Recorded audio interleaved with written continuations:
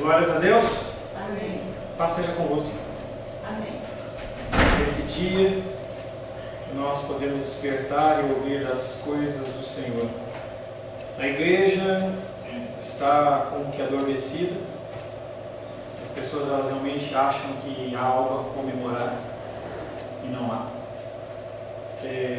Às vezes quando eu falo de retiro, parece que eu sou contra retiro. Eu não sou contra retiro. Mas eu vejo que as pessoas, elas às vezes gostam não, ou desejam muito mais fugir de uma luta, de uma batalha, do que de realmente fazer parte dela.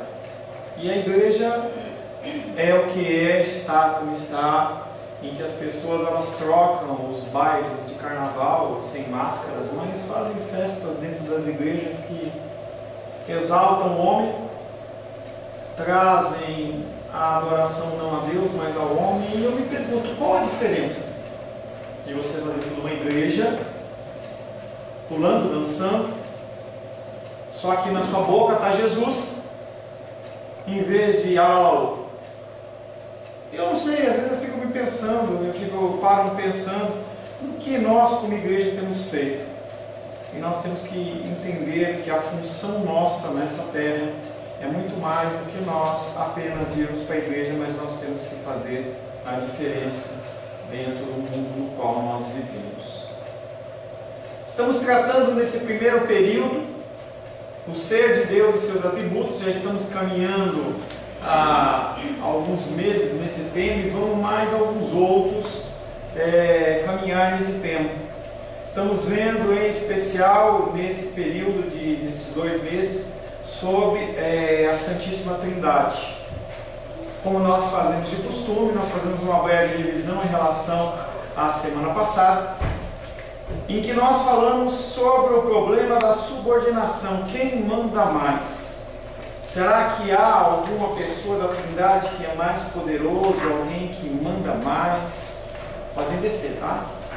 Alguém que manda mais, alguém que realmente tenha mais força, tenha mais poder? E nós chegamos à conclusão, através do nosso estudo, que não há uma subordinação de função, ou melhor, há uma subordinação de função e não de essência. Deus Pai, Deus Filho e Deus Espírito Santo, eles são iguais em autoridade e poder, mas eles têm funções diferentes.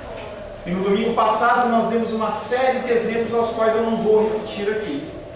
Falamos que o Deus triuno trabalha de forma que cada uma das pessoas faça uma obra, e nelas o Filho e o Espírito estão numa função de subordinação em relação ao Pai, mas que eles não são menores que o Pai, têm menos poder que o Pai, simplesmente são funções diferentes.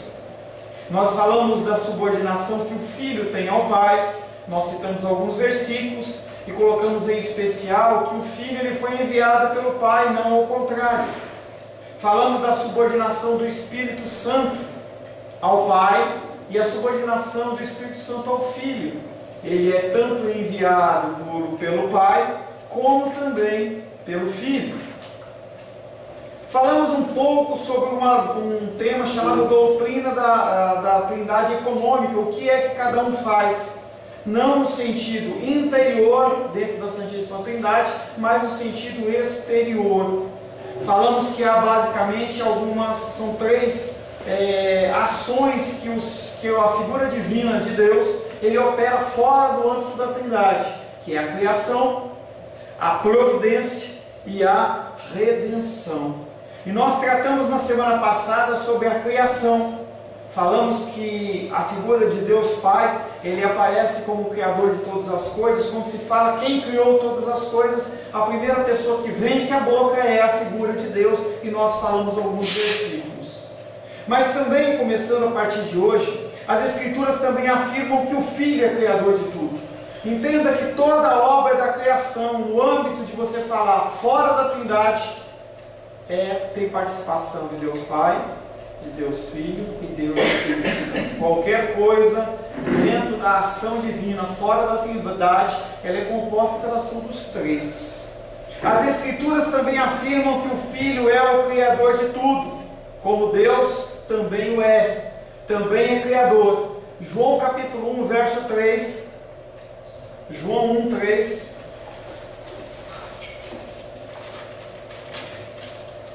Tá esporte hoje, irmão Cláudio? Tá esporte hoje, você vai correr ou vai para onde? João, Evangelho de João, capítulo 1, verso 3. Pode ver? Só um minutinho.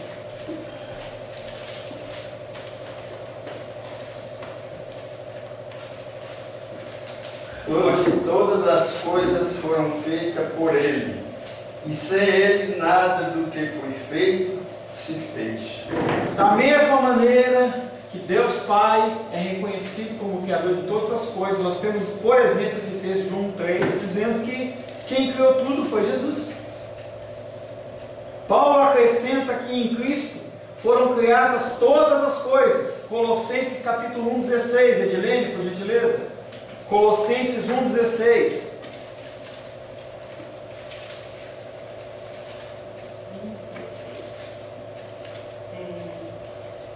Pois nele foram criadas todas as coisas, nos céus e sobre a terra, as visíveis e as invisíveis, sejam tronos, sejam soberanias, quer principados, quer potestades.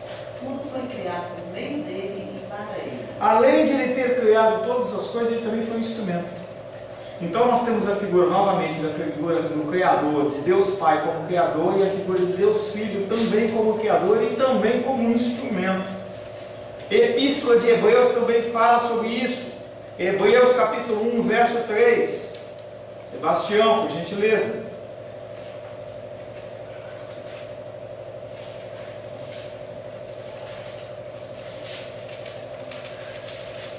Hebreus capítulo 1, verso 3.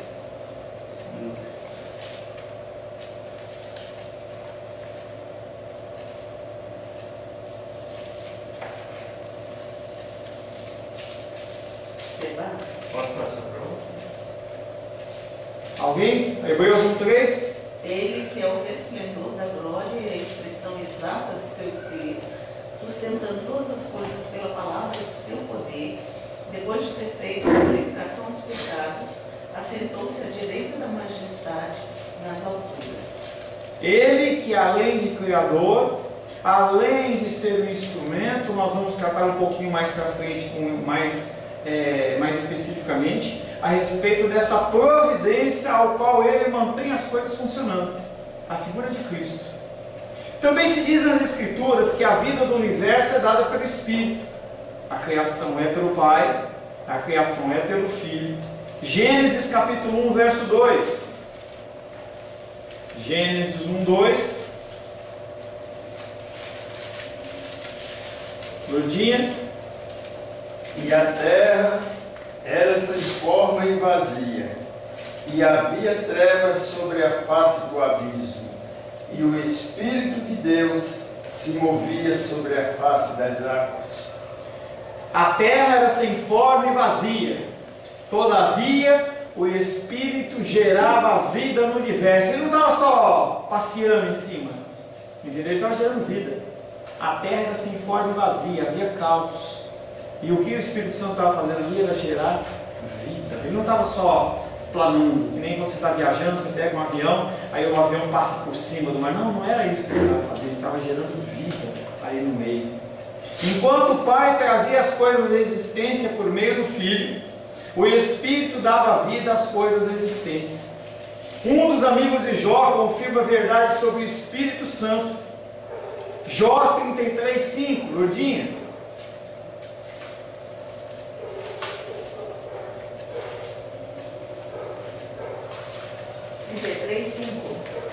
Jó 33:5.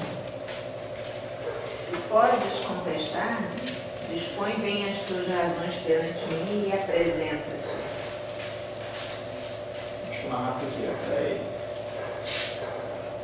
Jó 33:5. Se podes contestar-me, dispõe bem as tuas razões perante mim e apresenta-te. A criação, acho que esse versículo, peraí. Não é esse versículo não.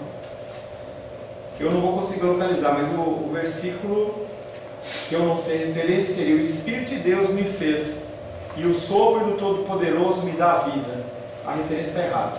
Tá? O Espírito de Deus me fez e o sopro do Todo-Poderoso me dá vida. Um dos amigos de Jó confirma que o Espírito Santo ele também é criador.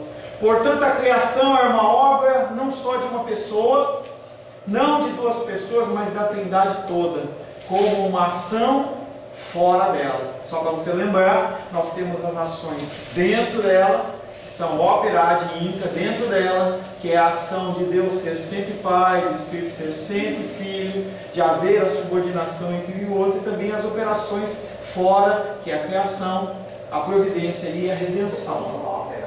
Ad intra, ópera ad intra. Nós falamos na aula semana passada. Ópera ad intra, operação dentro da Trindade. Ópera ad extra, operação fora da Trindade. Latim para você. Você acaba de aprender alguma coisa em latim. Fala assim, ópera. Pronto, viu? Aprendeu latim. Viu que coisa? A criação é uma obra da Trindade toda, produto da vontade de Deus, feita primeiramente para a glória da divindade e secundariamente para o deleite das criaturas racionais. E é importante te dar uma pequena pausa aí. Para que tudo isso foi criado?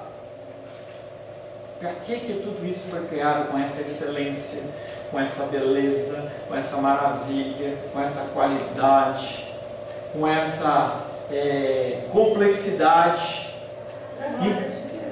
Sim, mas você não falava isso há uns meses atrás, há um ano atrás.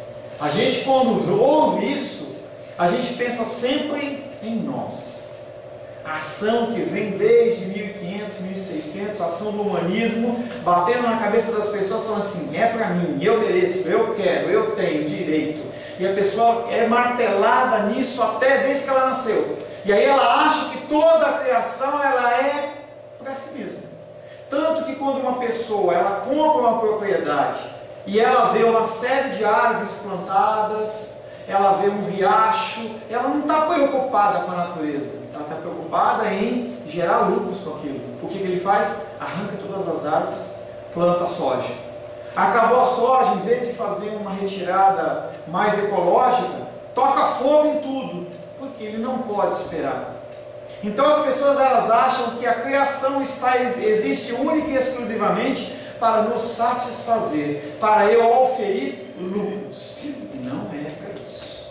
Conforme a Guilherme falou, a natureza, tudo que foi criado primariamente de uma forma para glorificar a Deus. E aí o que acontece é que nós, como seres humanos, nos deleitamos com a criação. Se você for ver os princípios da criação, e nós já trabalhamos isso em módulos anteriores, quando nós falamos do mandato da criação, você vai verificar que o princípio da propriedade civil não está nos planos de Deus, porque não é dele, não é do homem. E aí o homem ele começa a abarcar terrenos, propriedades, espaços, e a gente vê bastante, por exemplo, isso aqui em Brasília. A gente vê, por exemplo, em regiões mais distantes, sei lá, no Acre ou em Mato Grosso, em que as pessoas simplesmente elas entram na propriedade, põem o pauzinho delas ali marcando, e essa propriedade é minha. Vi um vídeo interessante essa semana, em que uma mulher, aparentemente uma pastora, não sei dizer, mas ela chega e escreve lá assim, coloca a foto de uma mulher e fala assim, essa é a prefeita que destrói igrejas.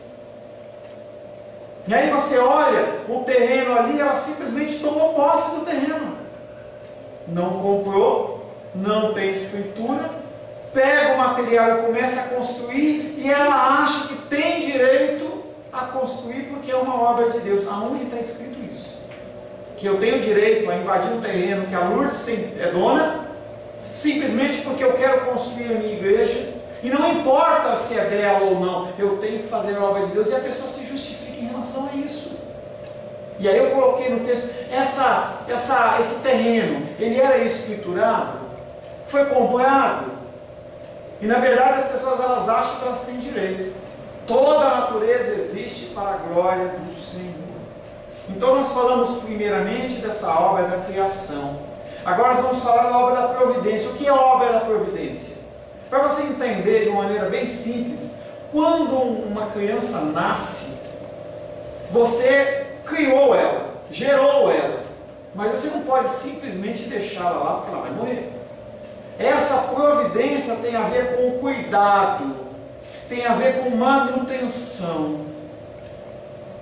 E na criação acontece a mesma coisa. Deus, Ele cria todas as coisas e no sétimo dia Ele descansou. Mas não quer dizer que Ele descansou do trabalho, Ele descansou da criação. E é bem diferente. Se o nosso Deus, que é poderoso, Ele não fizer a manutenção das coisas que Ele criou, a coisa vai virar um caos. Nós temos a instituição da graça comum sobre a vida das pessoas, que impede que realmente o nosso sentimento pior venha à tona e haja realmente uma destruição. Essa graça comum é uma ação da providência de Deus.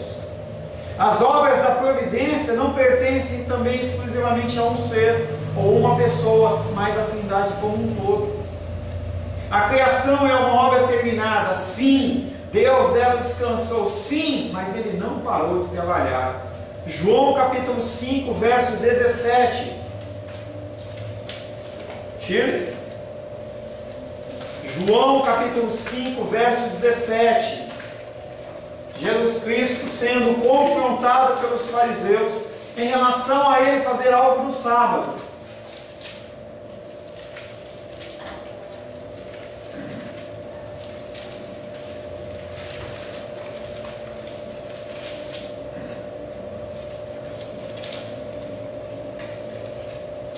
Então Jesus disse a eles: o meu Pai trabalha até agora e eu também trabalho. Da mesma maneira que Jesus Cristo no início da criação, Ele estava lá e Ele ajudou o Pai a criar todas as coisas, Ele continua executando a obra e continua nos dias de hoje. Mesmo morto e ressuscitado, Ele é o nosso advogado, Ele é o médico dos médicos, Ele é o nosso redentor. E as pessoas têm que entender que a partir do momento que elas entram no cristianismo, elas assumem essa função de trabalho. Nós não temos tempo para folga nesse aspecto. Toda oportunidade é uma oportunidade. Todo momento é um momento. Jesus Cristo, Ele não falava assim: olha, hoje eu estou de folga, hoje eu não vou. Nós, como seres humanos, acabamos tendo uma série de regalias, mas nós temos que saber usar esse tempo nosso com muita sabedoria. Da mesma maneira que Deus Pai não parou de trabalhar, Deus Filho também não, porque Ele continua te convencendo do pecado, da justiça e do juízo. Continua trazendo consolo à minha vida e à sua vida. Nenhum deles para. Nós também temos que continuar trabalhando. O Deus triuno continua a sua obra de manutenção da criação, consertando o que está errado, impedindo que o planeta ele saia da sua órbita. Porque quando você pensa em universo, é algo interessante para você meditar quando você não tiver nada para fazer. E aí as pessoas elas começam a pensar: será que há vida em outros planetas? Eu não sei. As escrituras não nos trazem nenhum tipo de alusão em relação a isso. Não há.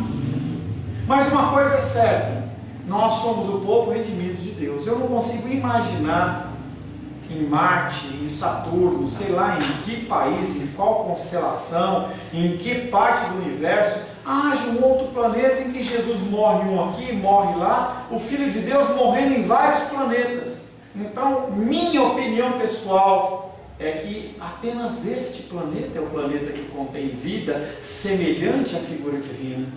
Não consigo imaginar Jesus Cristo sendo crucificado em Marte, em Saturno, na galáxia não sei das quantas, no planeta de Orion. Não consigo imaginar. Mas isso é coisa minha, não é uma doutrina teológica em que eu tenho como alicerçar através da palavra, mas é o meu pensamento. Então há uma manutenção da criação. O Senhor ele impede que as coisas aconteçam no sentido de destruir. Estava conversando ontem com uma pessoa e a pessoa ela me perguntava assim: por que Jesus Cristo não confrontou as pessoas, não fez? Por que Ele não aceitou a glorificação? Não era a hora. E essa hora tem o sentido de que Ele é submisso ao Pai. Não era o momento. Não era o momento oportuno. Eclesiastes capítulo 3 diz que há tempo para todas as coisas. Você tem tempo de descansar, você tem tempo de trabalhar, tem tempo de um monte de coisa. E nós temos que ter sabedoria.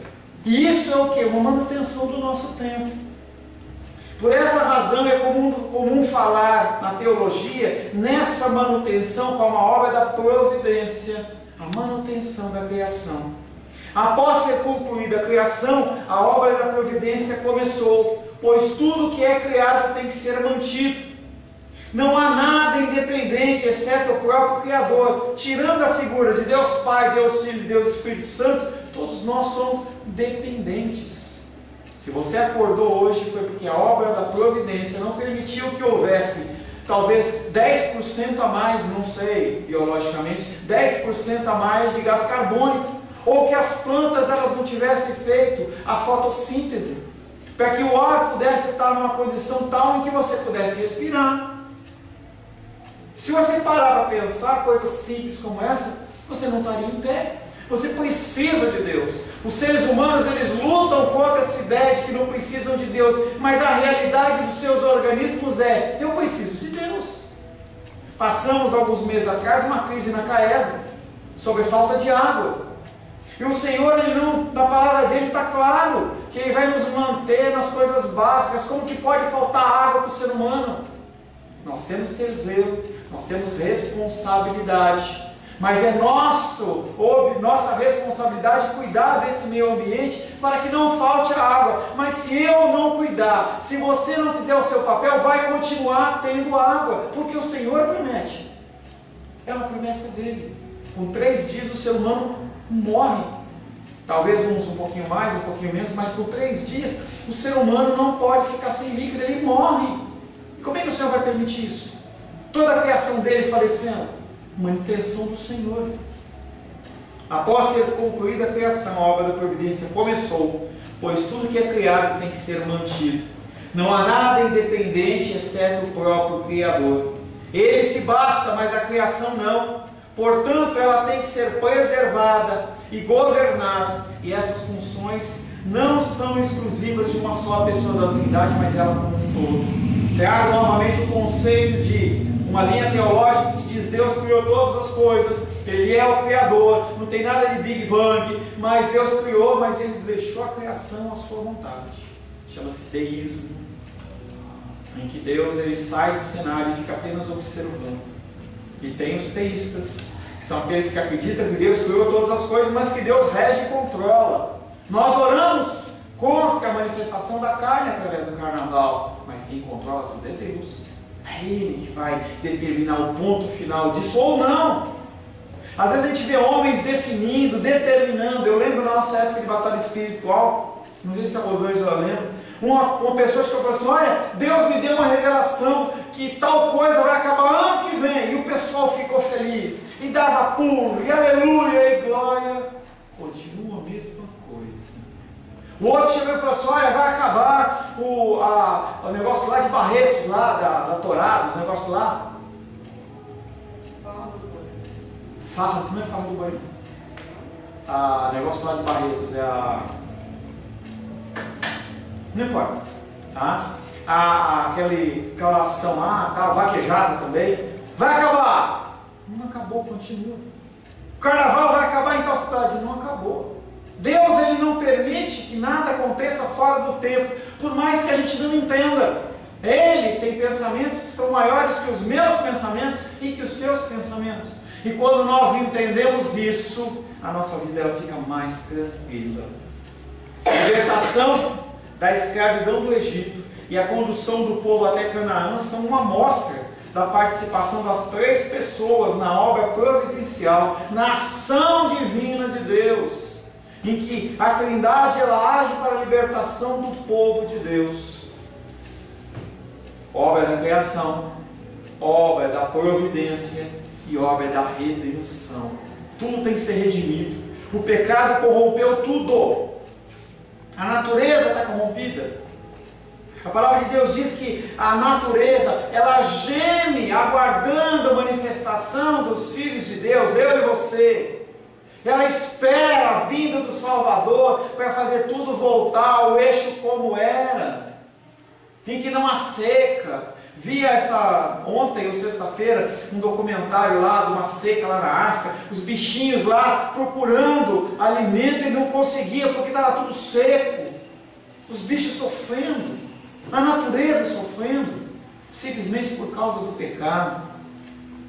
A obra da redenção, na obra da redenção, todas as três pessoas da Trindade também estão envolvidas, que se evidenciam no preparo das Escrituras para o anúncio da redenção. Então, para que tem a criação? Para a glória de Deus. Para que tem a providência? Para a glória de Deus. Mas qual é a finalidade disso, além da glória de Deus? Redenção, restauração, também para a glória de Deus. Redenção na inspiração das Escrituras. A revelação redentora de Deus foi registrada para que o pecador pudesse tomar conhecimento da redenção que há no Deus triuno. Se não houvessem as Escrituras, a gente não ia saber de nada. Essa redenção, através da inspiração das Escrituras, nos dá um norte. Como eu vou? Para onde? De que forma? As Escrituras têm essa finalidade. A revelação da verdade de Deus e o seu registro tem a ver com a inspiração, e é uma dádiva graciosa de Deus. Sem esse registro, as gerações nunca saberiam para que vieram, que é o que eu falei no domingo à noite. Para que eu vim? Para que eu existo? Ser ou não ser? Eis a questão. Qual é a finalidade do ser humano? Será que eu nasci apenas para procriar, trabalhar e aí morrer e ninguém lembrar mais de mim? Que tristeza uma vida como essa. Mas as pessoas se apegam nesse conceito. Esse registro inspirado é uma obra da qual novamente participam as três pessoas da Trindade. 2 Timóteo 3,16.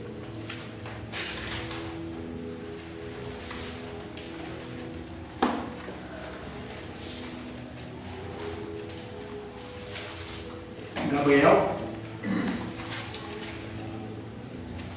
2 Timóteo, capítulo 3, verso 16.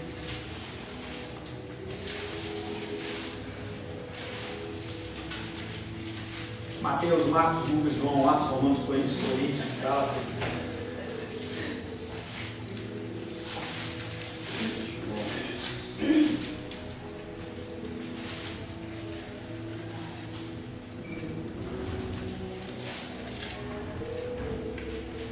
Alguém?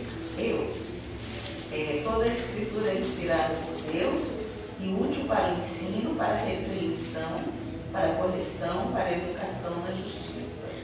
Toda a Escritura é inspirada por Deus. E a figura de Deus aqui não tem como a gente analisar o grego, mas como no hebraico nós já estudamos e também estudamos essas palavras no grego em encontros atrás. Quando você fala dessa figura de Deus aqui, está falando no plural, a figura da Trindade. Não é a figura de Deus Pai, não é a figura de Deus Filho, não é a figura de Deus Espírito Santo, mas é a figura da Trindade. Toda a Escritura é inspirada pela Trindade divina, pela figura do Espírito Santo, sim, pela figura de Cristo e pela figura de Deus Pai. Contudo, é comum atribuir-se essa inspiração à figura do Espírito Santo. É como nós temos entendido. Mas entenda que como eles são um só em essência, se um faz, todos fazem. No conceito civil, se por exemplo, eu constituir uma dívida em meu nome, como eu sou casado com a Rosângela em comunhão de bens, a dívida não é só minha, a dívida é dela. Ela não pode ir na justiça e falar assim, não, quem contraiu foi meu marido. Não, pera um pouquinho, você não comeu desse bem? Você não usufruiu desse bem? É algo que a gente vê na política, a gente viu no julgamento do ex-presidente. Não fui eu não. Foi a ex que fez isso, não fui eu. Espera um pouquinho, como é que é isso? De onde vem isso? E aí a gente vê que as pessoas elas tentam criar subterfúgios que não colam. Não colam. Na ação divina também, se um faz, todos fazem. 2 Pedro, capítulo 1, verso 21.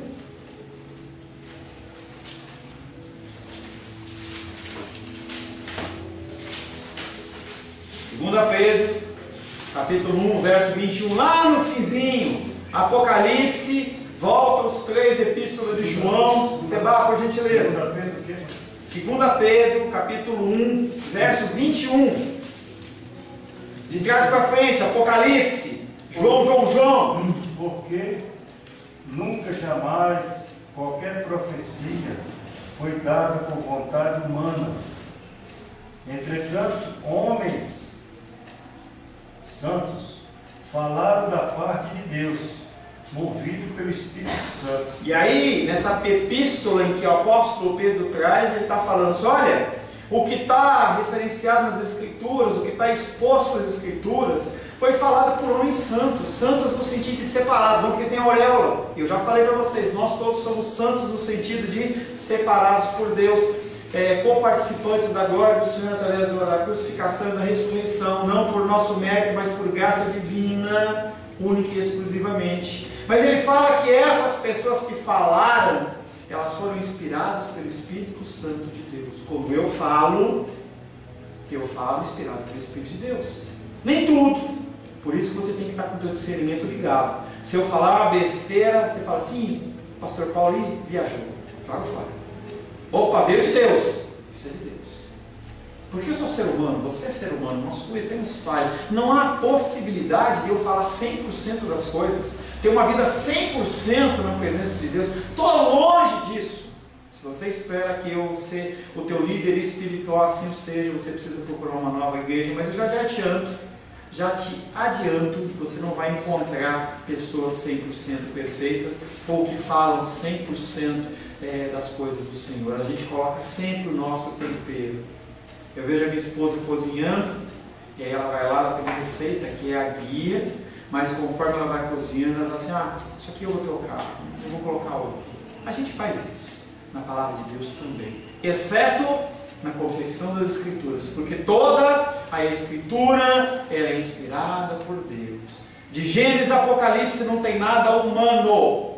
Por isso que eu falo, cuidado com coisas que não são de Deus. Essa Bíblia não tem nada, mas às vezes a gente pega lá a Bíblia do papai, já falei para vocês, papai, vovó, titia, do pregador, do apóstolo, da mulher, entendeu? E aí as pessoas têm uma série de comentários que colocam lá dentro. Aquilo não é palavra de Deus.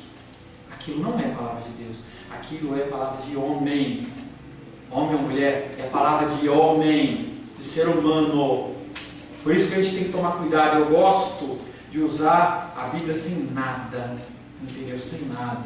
E aí a gente vai pesquisar em relação a comentários bíblicos. Mas cuidado. Se uma pessoa ela faz uma referência embaixo, não quer dizer que aquilo é verdade. É só mais uma referência para você usar a sua massa cinzenta e pensar. Todos os profetas ouviram e falaram através do Espírito Santo. Por outro lado, podemos dizer que o mesmo aconteceu em relação a Cristo. 1 Pedro, capítulo 10, 1 Pedro, capítulo 1, versos 10 e 11.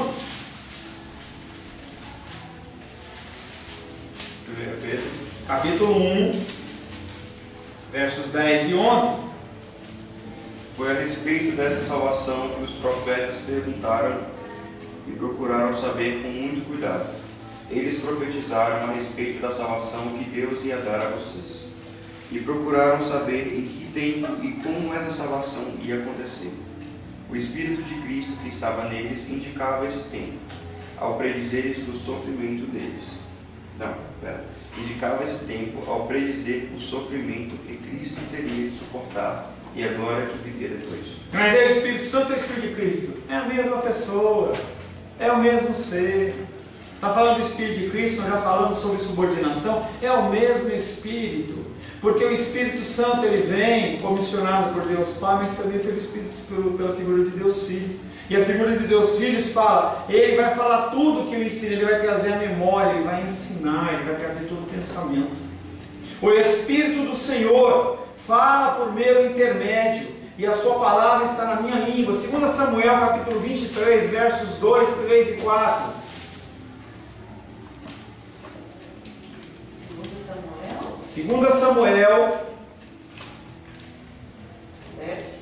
capítulo 23, versos 2, 3 e 4.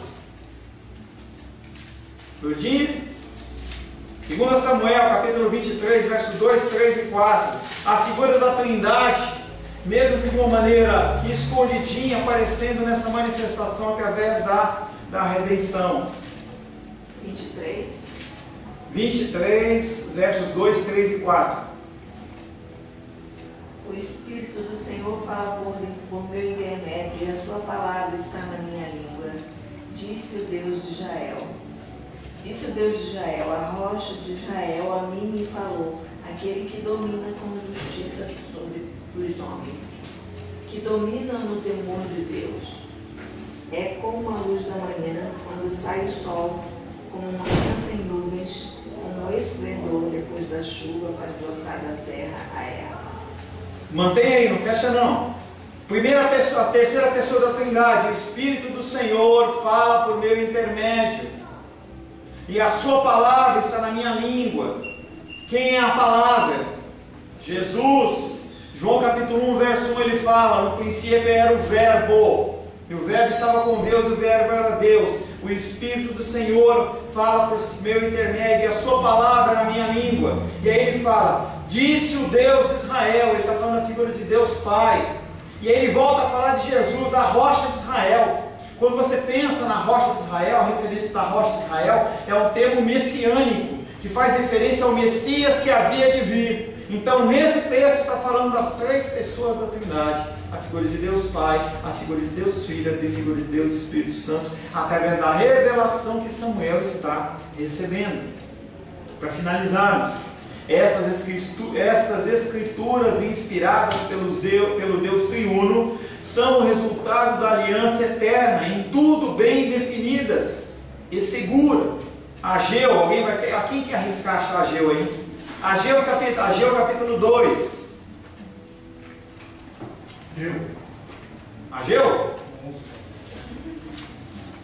Ageu? Ageu 2.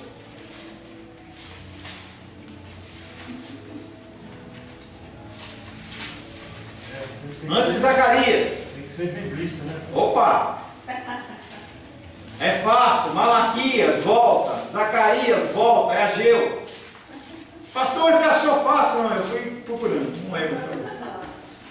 Ageu capítulo 2, versos 4 e 5. Ora, pois, ser forte, Zorobabel, diz o Senhor, e ser forte, Josué, filho de Josadak, o sumo sacerdote, e tu, todo o povo da terra, ser forte, diz o Senhor, e trabalhai, porque eu sou convosco, diz o Senhor dos exércitos. 5. Segundo a palavra da aliança que fiz convosco, quando saístes do Egito, o meu espírito habita no meio de vós, não temais. A figura dessa aliança que foi feita não foi com uma figura da Trindade, mas foi com as três. Essas escrituras inspiradas pelo Deus Triuno são resultado da aliança eterna, muito bem definida nos seus termos. Foi um contrato muito bem feito, muito bem alinhado, e ela é segura, porque ela foi feita entre o Deus Triuno e o pecador. Pastor, Fale, querido. só para ilustrar aqui Ilustra? Não, para ilustrar o ensinamento, na sua interpretação, os judeus têm resistência ao Novo Testamento. Sim. Qual é o seu posicionamento? Não é o tempo deles terem a sua visão aberta, porque se eles tivessem tido a visão aberta no Antigo Testamento, tinha se cumprido a palavra ali e não tinha por que pregar para os gentios, porque só foi pregado pelos gentios porque eles não quiseram. Então, a motivação dentro do plano perfeito de Deus é endurecer o coração dos judeus para que a palavra ela pudesse agir e nos alcançar. Senão não tinha sentido, porque a pregação do Evangelho, tanto que Jesus Cristo não pregava o Evangelho para não-judeus. Ele só prega para não-judeus, só há a pregação dos não-judeus no finalzinho, em algum caso, como por exemplo de uma mulher lá, cananeia, uma mulher não sei de onde lá, no sentido de que o povo não quis. Israel que mata os seus profetas, não quer, o povo não quer, então você não quer, eu levo para os gentios. Mas por quê? Para cumprimento da palavra de Deus. Por que o coração das pessoas são duras hoje? Para cumprimento da palavra de Deus. Deus não podia ter feito já direto? Podia, mas Ele não quer. Por quê? Não sei. Eu não sei nem definir por que você escolheu essa camiseta bonita para usar, ou você não vai saber por que eu estou usando essa camiseta branca. Como é que a gente vai sondar o coração de Deus por que Ele faz as coisas? Não tem como. Não tem como. Beleza? Portanto, é prudente tratar da revelação e da inspiração como algo proveniente da Trindade e não como uma obra exclusiva do Espírito Santo. Esse primeiro ponto foi o sentido da inspiração nas Escrituras, em que nós temos a figura sim do Espírito Santo na frente, mas co-participantes da figura de Deus Pai e Deus Filho. Amém? Amém. Alguma pergunta? Várias perguntas? Senhor, em nome de Jesus, nesse momento, Pai, queremos louvar, adorar e bendizer o Teu nome, agradecendo a Ti, Pai querido, pelo Teu grande amor. Queremos, Pai, cada vez mais aprender de Ti, aprender da Tua graça, aprender da Tua misericórdia, aprender do Teu amor. Para isso, Pai, nós precisamos que o Teu Espírito Santo nos ensine, nos capacite, nos traga o entendimento, para que nós possamos cada vez mais nos alinhar ao Teu querer e à Tua vontade. Nos instrui, é o que te pedimos, Pai, em nome de Jesus. Amém. Nosso pequeno